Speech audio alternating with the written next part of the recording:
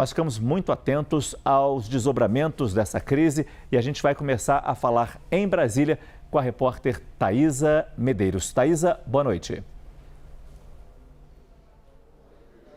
Ótima noite, Márcia, a você e a todos. A demora na autorização de vistos para diplomatas e funcionários por parte do Brasil a esses norte-americanos foi um dos motivos alegados, então, para essa nova crise diplomática entre Brasília e Washington.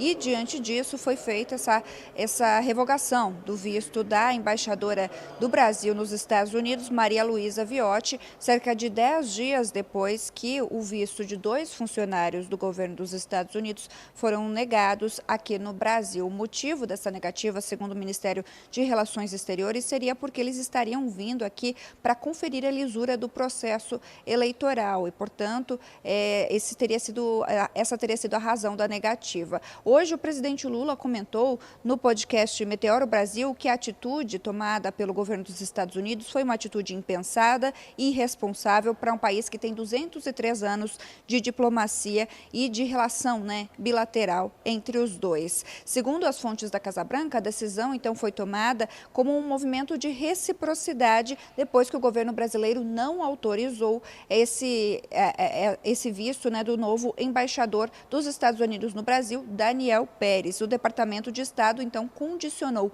a devolução do visto da Maria Luísa Viotti, a nossa embaixadora lá nos Estados Unidos, a esse aceite, esse formal aceite do Daniel Pérez. O agremã, então, que seria esse aceite, é uma consulta que é feita ao país em que o embaixador vai atuar sobre o nome dele, sobre essa autorização. Então, é um processo sigiloso e que só deve ser divulgado depois do fim dessa consulta, o que não aconteceu. O nome dele já veio a público antes mesmo da consulta ter sido finalizada. E é nesse sentido que vai a nota divulgada pelo Palácio do Planalto também, falando que o agremã não tem um prazo, segundo a Convenção de Viena, para ser executado de fato. É um processo que pode levar tempo, é uma análise que já estava em andamento, inclusive, sobre o nome de Daniel Pérez, e por isso, então, o Brasil se reserva o direito de levar o tempo necessário, porque não há esse prazo estipulado. A nota do Planalto também repudia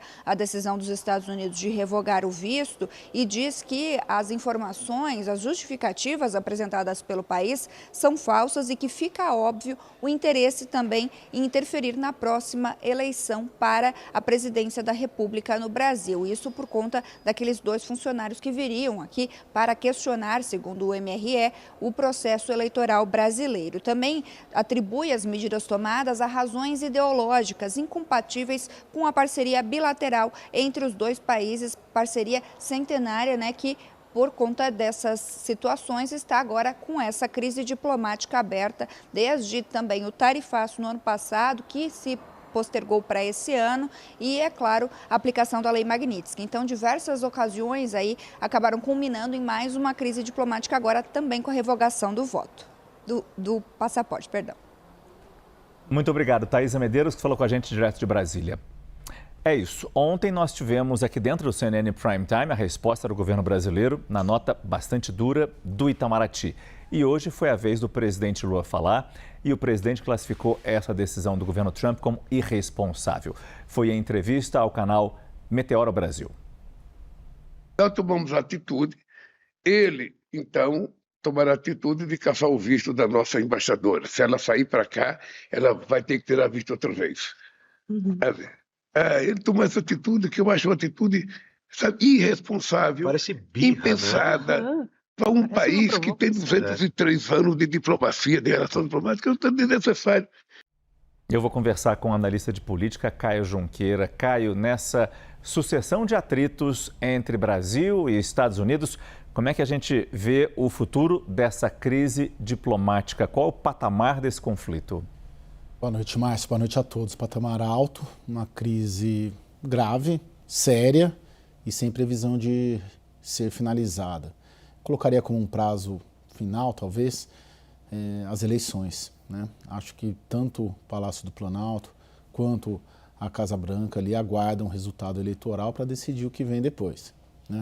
Até lá, a nossa relação ali com os americanos fica da forma como está, né? O Brasil não concedendo o agreement para o embaixador, por exemplo, não autorizando a vinda de observadores alinhados ao governo Trump para observar as nossas eleições brasileiras aqui. Tudo fica suspenso, Márcio, até esse prazo das eleições, porque depois, de alguma maneira, o governo precisa restabelecer isso, inclusive as negociações sobre exceções ao tarifaço, sobre a própria derrubada do tarifaço. Mas tem uma questão de política doméstica que acaba interferindo também muito nesse guia do governo brasileiro nessa relação com o Trump, né? Para a campanha, a reeleição do presidente Lula, o confronto com o Trump dá voto na política doméstica, é um fator adicional, mas nesse caso especificamente da embaixadora, eu penso, entendo e tenho essa informação de que é mais do que isso, né? Aí esse caso em específico,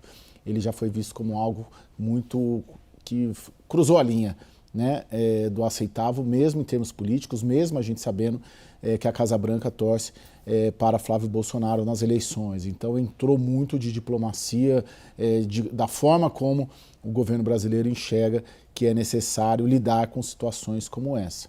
Mas, para te responder, até as eleições nada vai mudar e pode piorar porque há um receio grande no Itamaraty, no Palácio do Planalto e na campanha reeleição de que pode vir mais por aí, seja de provocações ou de atos do presidente Donald Trump contra os Estados Unidos para tentar interferir na eleição brasileira.